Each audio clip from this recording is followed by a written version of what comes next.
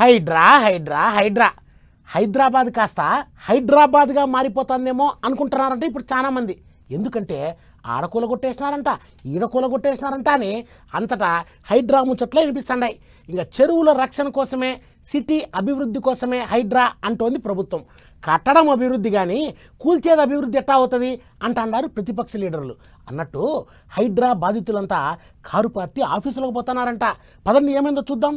వచ్చే కూల్చే పాయే ఓ లబలబా అని మొత్తుకున్నా ఈనటోళ్ళు లేరాయే.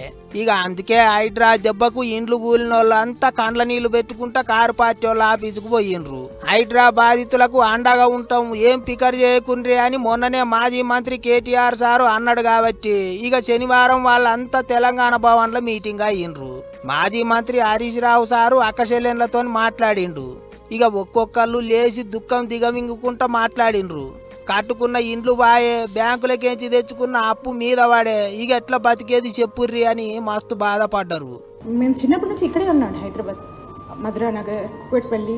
దెన్ మళ్ళీ ఇక్కడికి వచ్చాం. ఇక్కడికి వచ్చి ఇల్లు కట్టుకున్నాం. ప్రతి ఒక్క డాక్యుమెంట్స్ ఉంటాయి. గవర్నమెంట్ అప్రూవల్ చేసిన డాక్యుమెంట్స్ ఉన్నాయి. లోన్స్ తీసుకున్నాం, 88 lakhs లోన్స్ ఉన్నాయి మా మీద. ఈ లోన్స్ తీసుకున్నాక కూడా మీ ఇల్లు ఇల్లీగల్ అని చెప్తారు. మా నాన్నగారు ఆర్టీసీలో కండక్టర్ అండి, మా మామయ్య గారు రైల్వేలో చిన్న జాబ్ చేసుకుని మమ్మల్ని ఇంత చదివించి ఇప్పుడు ఈ పొజిషన్లో ఉన్నాం సార్. మేము ఇప్పుడు ఇక్కడ నుంచి పైకి ఎదగాలనుకుంటారు కానీ పైనుంచి ఇంత తోసాలని ఎవరు అనుకోలేదు సార్. గోస అంటే గోస కాదు పోయినరి. అక్కచెల్లెన్లు ఏడుస్తా అంటే హరీష్ రావు సారుకు కూడా కండ్లాల్లో నీళ్లు తిరిగినాయి. ఇక మంటల మంట సర్కారు వాళ్ళను గట్టిగానే చాపిచ్చిండు. పానాలు పోతుంటే కూడా లెక్క చేస్తలేరు అన్నట్టు గరమైండు. అంటే మాకు కూడా చాలా బాధ కలుగుతూ ఉంది. ఆయన తమ్ముడికేమో నోటీస్ ఇచ్చి కోర్టుకు వెళ్ళి స్టే తెచ్చుకోవడానికి 45 రోజులు టైం ఇచ్చారు. కానీ పేదవాళ్ళకు మాత్రం రాత్రికి రాత్రి వచ్చి బుల్డోజర్లు పెట్టి కూలగొడుతున్నారు. అంటే పేదవాడికి ఒక న్యాయం, నీ కుటుంబ సభ్యులకు ఒక న్యాయం అన్నట్టుగా తయారైపోయింది రాష్ట్రంలో. మూసీలో గోదావరి నీళ్లు బారిస్తా అంటే నువ్వు పారించేది గోదావరి నీళ్లు కాదు చెల్లి అన్నట్టు ఈ పేద మధ్యతరగతి ప్రజల రక్తం బారించేటువంటి ప్రయత్నం చేస్తున్నావు. నీ హైడ్రా అంటే ఓ హైడ్రోజన్ బాంబులాగా అయిపోయింది. ఎవరికి నిద్ర లేకుండా అయిపోయింది. అసలు మా ఇల్లు ఏమవుతుంది అనేటువంటి ఒక ఆందోళనలో ఉన్నారు. ఆ బాధ అనుభవించేవాడికి తెలిస్తే తప్ప రేవంత్ రెడ్డికి తెలవట్లేదు.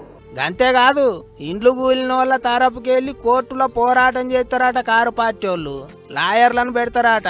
హైడ్రాతోని ఎవళ్ళకు తిప్పలున్నా ఆఫీసుకు పోయి చెప్పుకోవచ్చట. ఇగిదిట్లుంటే ఇంకో దిక్కు మాజీ మంత్రి ముచ్చట్ల మీద చెయ్యి పార్టీ వాళ్ళు గయ్యన లేచిండ్రు. సర్కారు వాళ్ళు పట్నాన్ని అన్ని తీర్ల పరుగులు పెట్టిచ్చే ఇగురం చేస్తా అంటే కారు పార్టీ వాళ్ళు వట్టిగా బట్టగాల్సి మీదెత్తాన్రు, లేని ప్రచారం చేస్తాన్రు అన్నట్టు కోపానికి వచ్చిండు ఎంపీ సారు. మాటలు 4 గోడల మధ్యనే కాకుండా మాటలను ఆచరణ పెట్టాలని చేస్తున్నటువంటి ప్రయత్నాన్ని ముఖ్యంగా బీఆర్ఎస్ నాయకులు ఏదైతే హరీష్ రావు గారు ఈరోజు టోటల్ హైడ్రా చేస్తున్నటువంటి కార్యక్రమాలను తప్పుపడుతూ బీఆర్ఎస్ పార్టీ ద్వారా ఛాలెంజ్ చేయడం అనే దాన్ని, మరి అప్పటి ముఖ్యమంత్రికి ఇప్పటి ముఖ్యమంత్రికి ఉన్న తేడా ఏంటో తెలంగాణ ప్రజలు గమనించాలి. వానలకు గురే హైదరాబాద్ నగరం నష్టపోవద్దు అన్న ఉద్దేశంతో రేవంత్ రెడ్డి గారు హైడ్రా చేస్తున్నారు. ఇక తెలంగాణ భవన్లో మీటింగ్ అయిపోగానే హైడ్రా భయానికి ఓ పెద్దవ జీవి తీసుకున్నదని అంటారు కదా. అయ్యో ఎట్టయింది ఏమైందో అని అరుచుకొని ఇంకా గాంధీ దవాఖానకు పోయిండ్రు కారు పార్టీ లీడర్లు. పోలీసు వాళ్ళు ఆగబట్టి వెనకకు తోలిచ్చిండ్రు.